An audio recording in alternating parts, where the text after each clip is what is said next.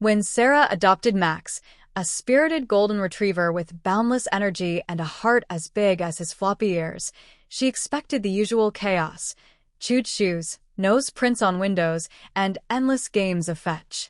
But what she didn't expect was his strange, unwavering obsession with the underside of the old wooden porch at her newly bought countryside home.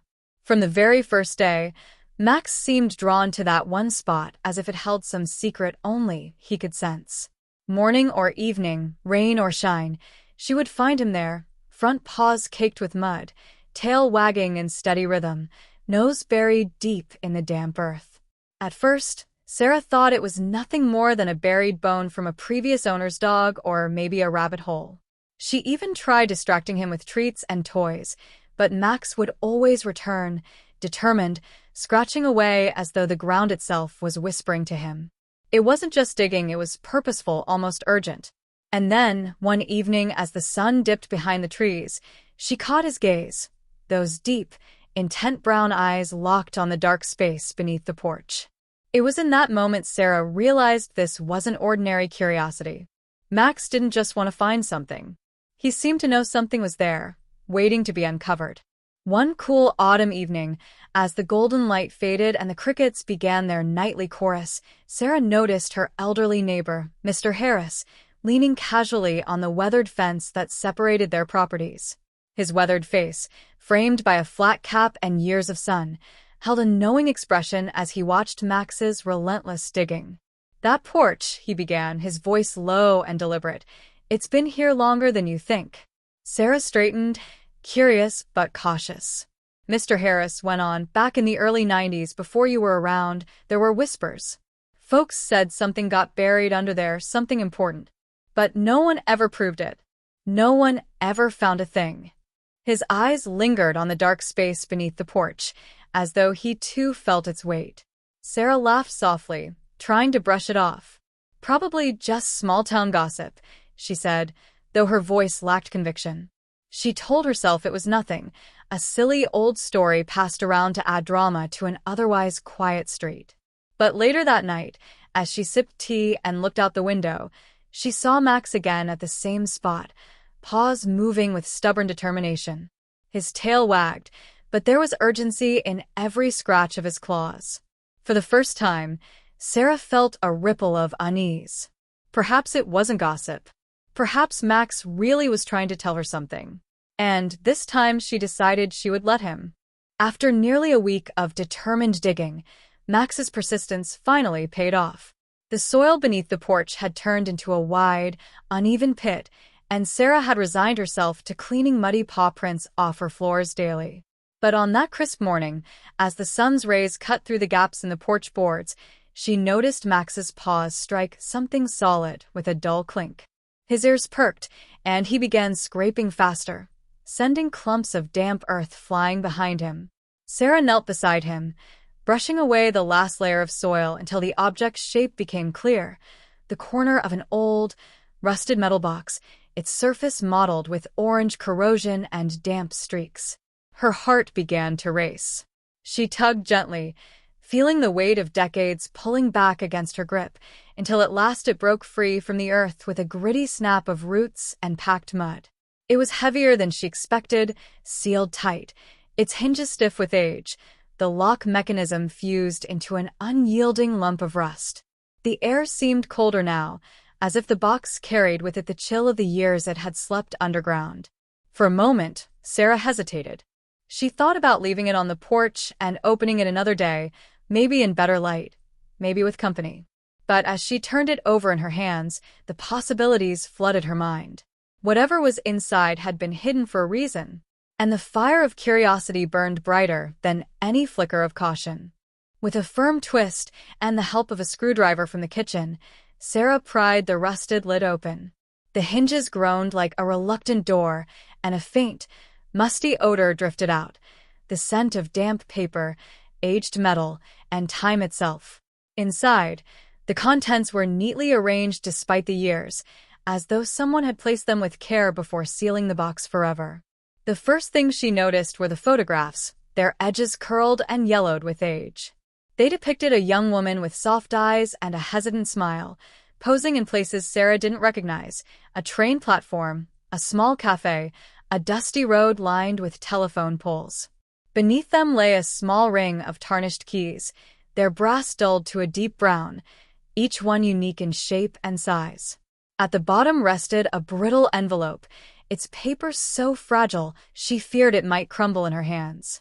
Written in faded blue ink was a name: Evelyn. The handwriting was delicate but unsteady, the strokes wavering as if made by someone whose hand trembled.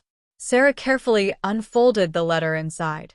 The paper crackled like dry leaves, and the ink had bled slightly over the years. It was dated June 14, 1995.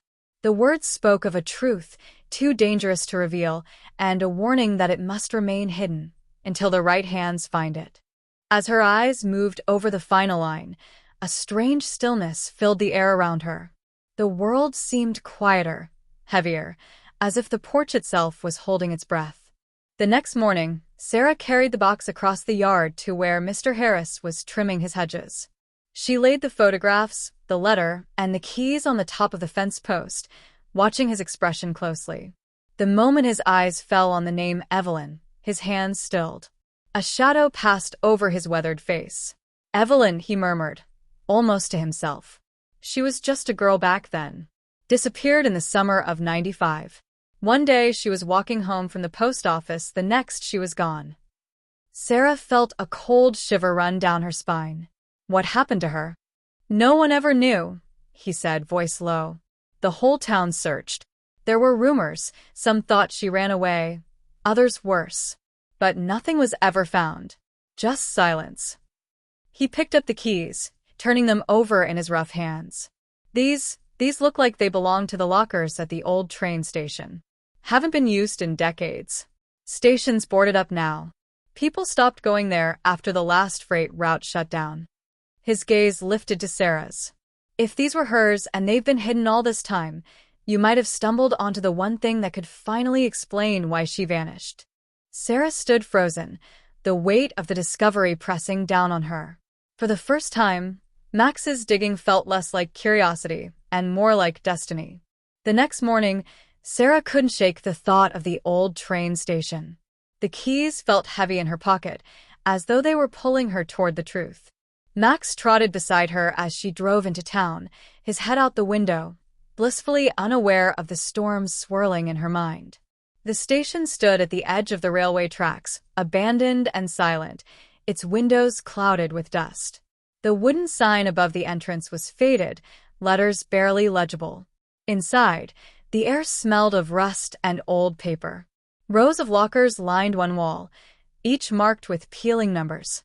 Key in hand, Sarah approached locker 27. The lock turned with a reluctant click, and the door creaked open like a sigh from the past. Inside was a weathered leather journal, its cover cracked and stained, and a small velvet pouch tied with a frayed ribbon. She opened the pouch first.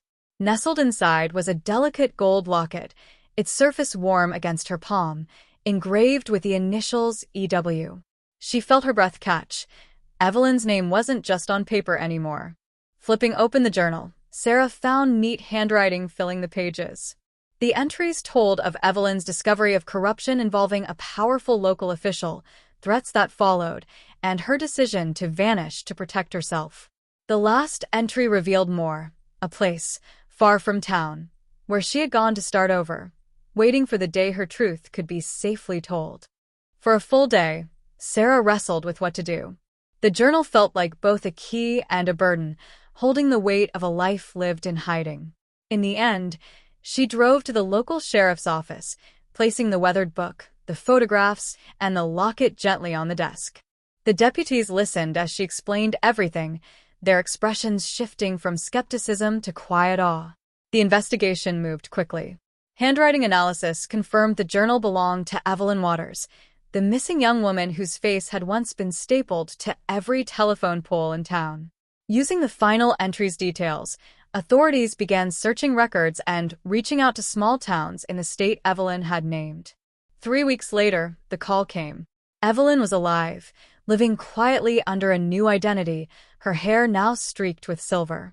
She had never returned because she feared her claims would be dismissed, but the evidence Sarah found was undeniable. When Evelyn heard about the box, her voice cracked over the phone. "I never thought anyone would find it. I buried my truth, hoping someone kind and brave enough would bring it to light. And it was Max, a dog who had never met her, who had dug up the one thing that could give her life back." 30 years after the summer she disappeared, Evelyn stepped back into her hometown. The air seemed to hold its breath as news spread. The missing girl had returned, no longer a frightened 19-year-old, but a woman who had carried 3 decades of silence.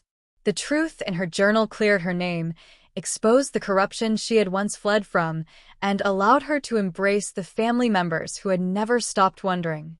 That evening, Sarah invited her to the house, the same porch under which her secret had slept for so long. The boards creaked under Evelyn's steps, and she paused, looking down at the spot where Max had dug. Then she lowered herself onto the porch, her knees creaking with age, and met Max's curious gaze. Tears welled in her eyes as she stroked his golden fur.